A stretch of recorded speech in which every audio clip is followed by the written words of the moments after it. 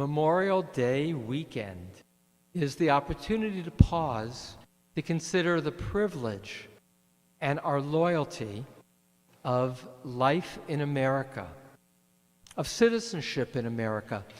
The first country in the world to give Jews the right to vote as equal citizens was the United States of America. That was a product of certain values that were part of our Constitution, our framing of what we stood for as a country that stood for equality of all peoples, a country in which there was religious freedom, a country in which there was freedom of speech, freedom of the press, a country in which immigrants were welcomed. I pause to consider that I am a child of immigrants who, when they came on a boat reaching the shores of America, saw the Statue of Liberty, the symbol of a welcome, a symbol of freedom. But it was a symbol that required defense, for they came after World War II, in which American soldiers had fought overseas, not here on our shores, but across the world, in all directions, across the world because of a potential threat to America, but more of an immediate threat to the values for what America stood.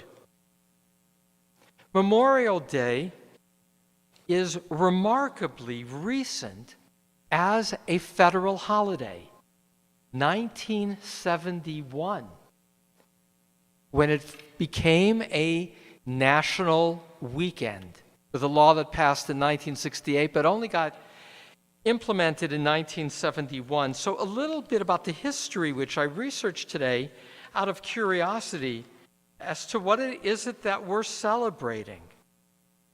Originally, this day of Memorial Day began as Decoration Day, a holiday that took place almost spontaneously after the Civil War, in which people in the springtime went out to the graves of those hundreds of thousands of soldiers who were killed, to place flowers and to remember their sacrifice for maintaining the unity of the United States.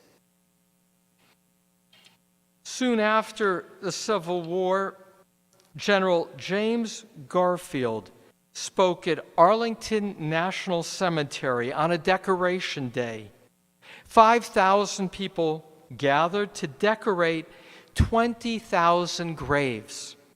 What was remarkable, and frankly, what I didn't pause to know, is that Arlington National Cemetery has both the graves of soldiers who fought on the Union side and on the Confederate side.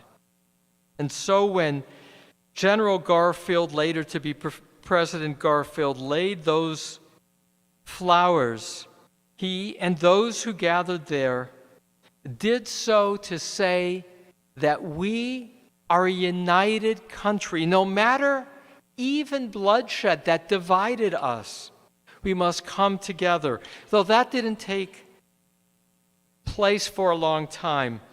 By 1890, most of the northern states had agreed on a collective day for Decoration Day, but the southern states would have differing dates, mostly again in the springtime.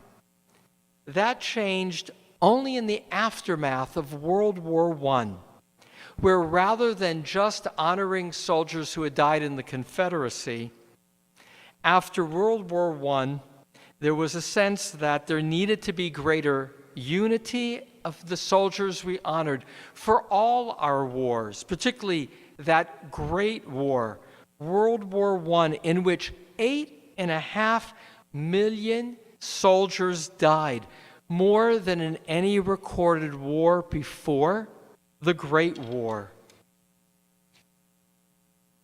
There is a poem that was written in World War I that is linked to both Veterans Day in many countries and to Memorial Day. I don't know if you grew up in a place in which there were parades for Memorial Day, and if there were, you might have seen those red poppies made from cloth that people wore. And we do that in the United States for Memorial Day, but in other countries, like in Canada, they wear cloth red poppies on Veterans Day. Again, Veterans Day, which occurs in November, honors those who have fought to defend our country, but who are still alive. They are our veterans. Memorial Day, in contrast, is specifically for those who have died in defense of our country. And that red poppy identified with Memorial Day was written by a surgeon, Canadian surgeon, in a battle in Belgium in a field called Ypres, in which so many of those who fell died as a result of poisoning by the enemy. And he wrote the following poem, In Flanders Fields. In Flanders fields the poppies blow, between the crosses row on row that mark our place, and in the sky the larks still bravely singing fly. Scarce heard amid the guns below, we are dead. Short days ago we lived, felt dawn, saw sunset glow, loved and were loved, and now we lie in Flanders fields. Take up our quarrel with the foe. To you from failing hands we throw the torch. Be yours to hold it high.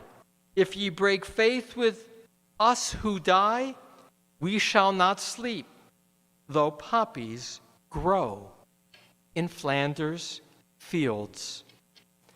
On this Memorial Day, there'll be less congregating than usual. There won't be those parades. There won't be the going to the mall and shopping in the other ways.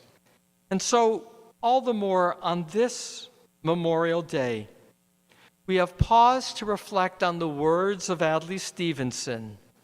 Patriotism is not short, frenzied outbursts of emotion, but the tranquil and steady dedication of a lifetime.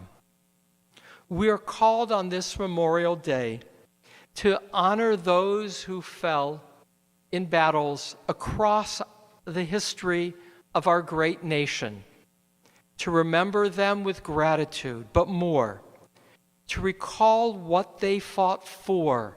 For it wasn't just being physically free, not unlike our journey from Passover to Shavuot on this, the 43rd day. It's a journey toward a commitment of values. Shavuot, the receiving of Torah. We are called on this Memorial Day to reflect. What are those values that our great nation stands for? For America is more than a place. It's an idea and an ideal. What, for you, are three values, three qualities that define the greatness of America, those values, those ideals that our soldiers through the years fought for, and that we honor on this Memorial Day? Ribono Shalom, Master of the universe, we are privileged to be beneficiaries of those who went before us, both creating the marvel of the Constitution and the Bill of Rights of this great nation, but more. We are heirs to those who fought for our freedom to protect those values. May we live our lives day in and day out, honoring the gift of belonging to this country. May we do so patriotically with love of nation. Amen.